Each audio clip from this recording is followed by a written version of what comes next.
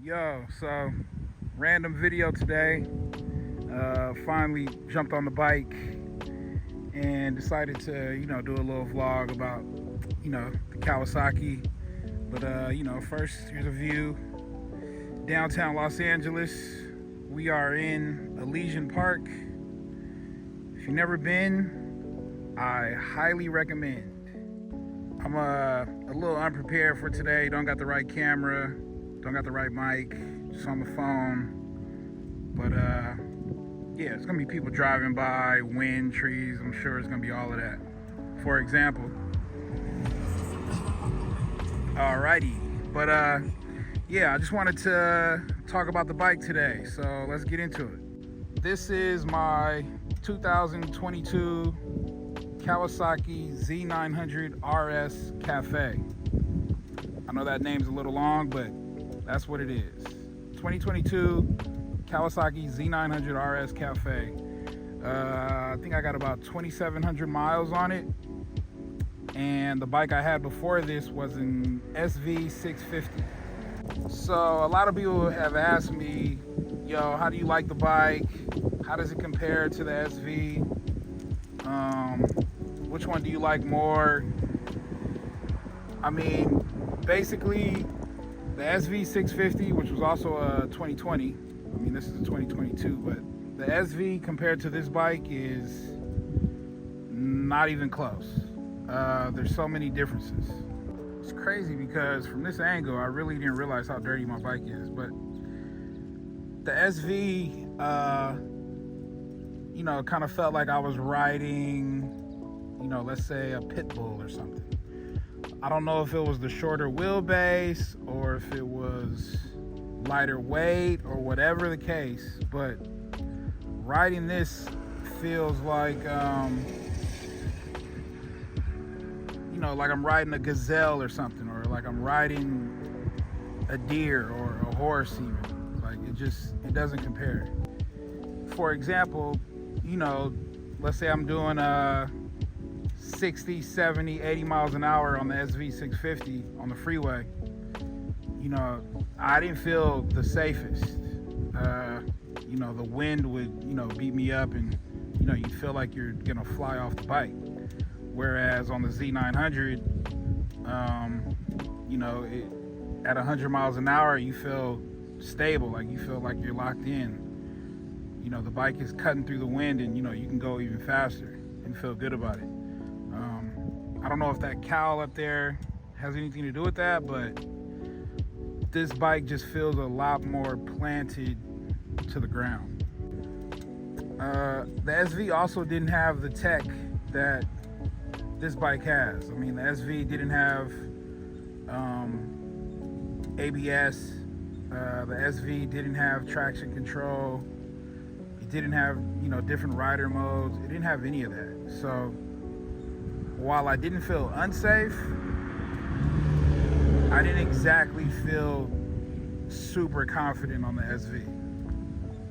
This bike, I feel a lot more confident. There's definitely been a few times where this bike, the ABS, has, done its job and, kept me upright. And then even the rider modes, when I first got the bike, I turned off the rider mode, and even on a clutch up or even on a power wheelie, this bike will lift up first, second, third gear. Like it doesn't matter. It'll lift up at any point. It's just a powerful bike. I don't know the exact specs.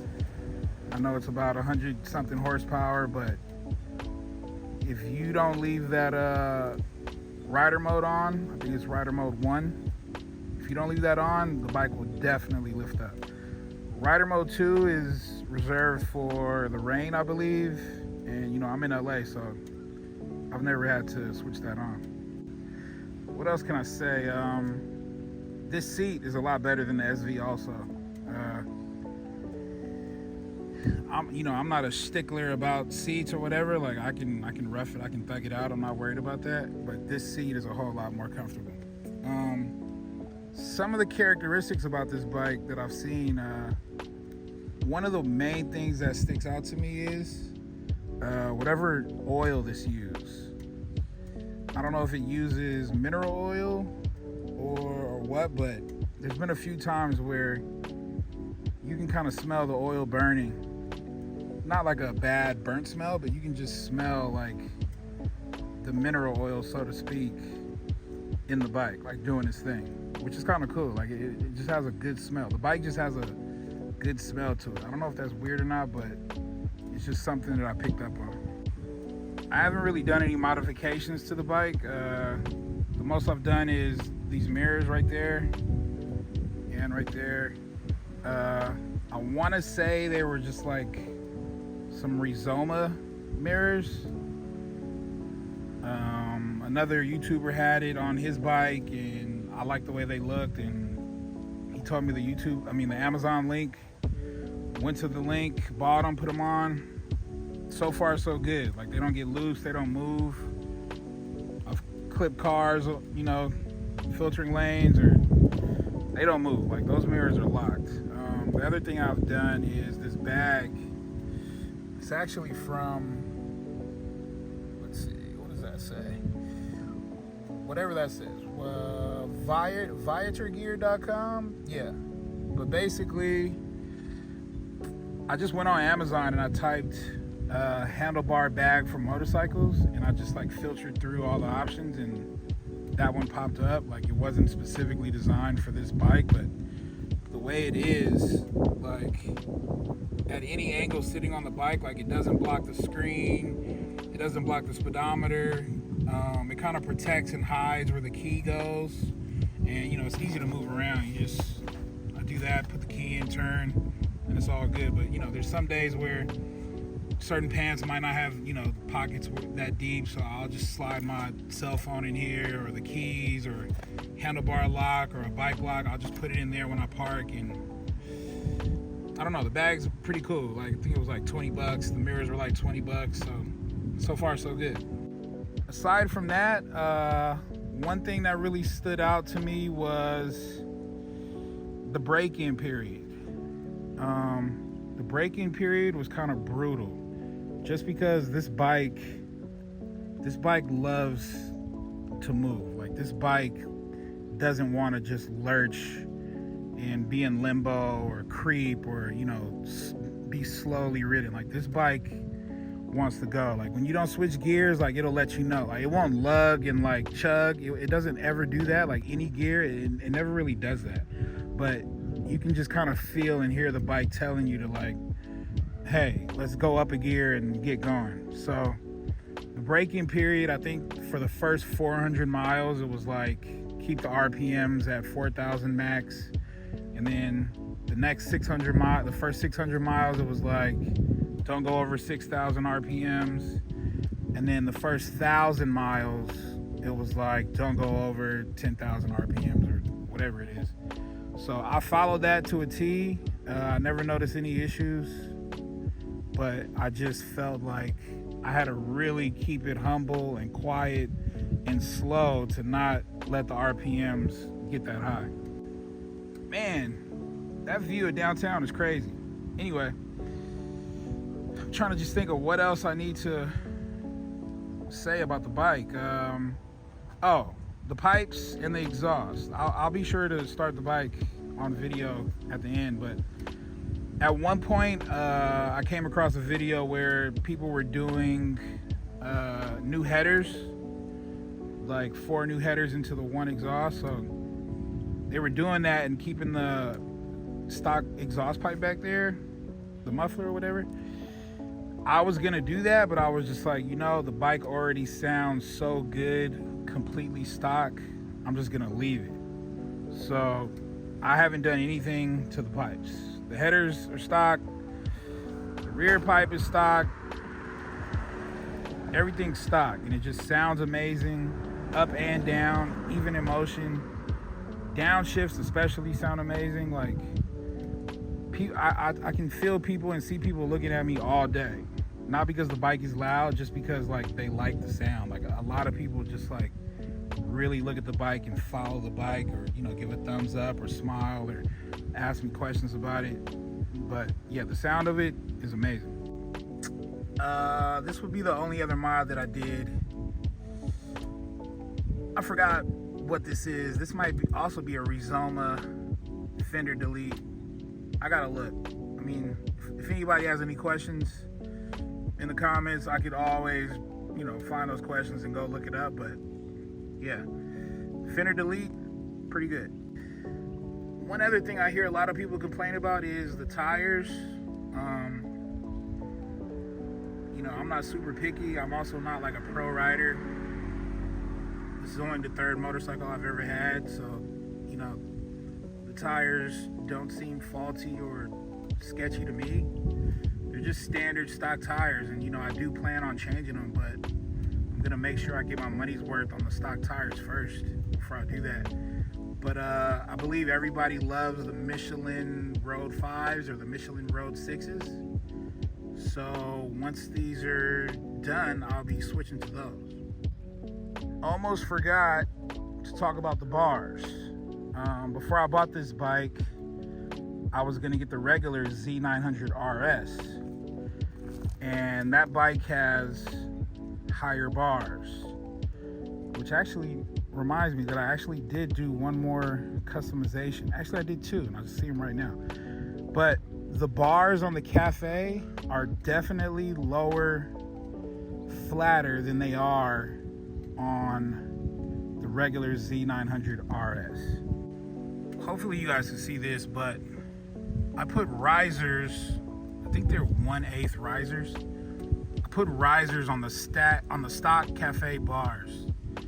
And you see where down here is the stock, you know, thing for the bar, and then the risers here.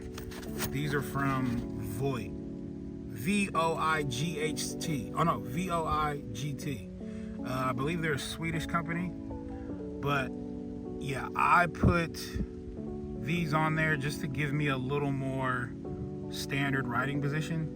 I'm about 5'11", 250, and without the risers I felt like I was still hunched over too much, so did those.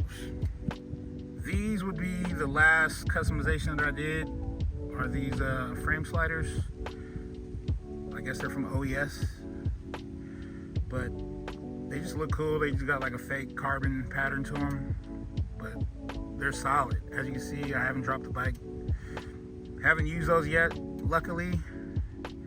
But yeah, and yeah, I think that's it for my video. 2022 Z900RS Cafe. One of the main reasons I bought it was the color. I was interested in the Z900RS in general, but I just didn't want that turquoise blue that they had at the time, and I didn't want that orange. I really just wanted a black bike with that brown seat and that cowl in the front. So I went with the Cafe. As I get older, I just feel like this bike is gonna age better, and in terms of looks, as I get older. So I just wanted something that was gonna last, and you know, something that could possibly be a forever bike. And as of right now, I kind of feel like it could be a forever bike. Like, I've only pushed it to about 120, 110, and there was just still a lot more room to go. The SV was torquey in all gears, first, second, third. It just had a lot of kick and punch to it, but you know, no top end, where this bike is like the perfect balance of top end and torque, like in all gears, first through six. Like, when you snap that throttle, the bike will snap for you. I've never experienced a twitchy throttle. I think that was like on the 2017, 2018 models. I think they got that handled, but you know, my throttle was never twitchy. I've never got it mapped. I've never got this bike. I've never messed with any of that stuff. Just gears 1 through 6. Like, if you want to be punchy on the bike, it can be punchy. If you want to just, you know, hold your wrist and open it up, it'll do that too. It's just a good all-around bike. Would I recommend it for a beginner? Probably not. just off of, I don't want to say weight because it's not that heavy. Even when it starts moving, you don't even feel like I feel like the SV was heavier than this. I don't know the exact specs, but the SV 650 just felt heavier than this bike. In a weird way. It was weird, but I wouldn't recommend this for a beginner, but I mean, you could do it, but would I do it as a beginner? No. Other than that, I don't know. Let me know if you have any other questions. I'll be doing my tours of LA on the bike, or going to work, going to jobs on the bike. Finally got my helmet cam situated, got a microphone situated, so stay tuned. Definitely going to be jumping on the bike more, and not only talking to you guys about the bike, but giving you a tour of the city. Born and raised in LA, and I move around the city a lot, so I think it'll be cool to have some convo about what's going on in LA, what it's looking like, how fast it's changing, show you some sights, show you some views, and talk about the bike. But that's all I got for now. Holler at me. Peace.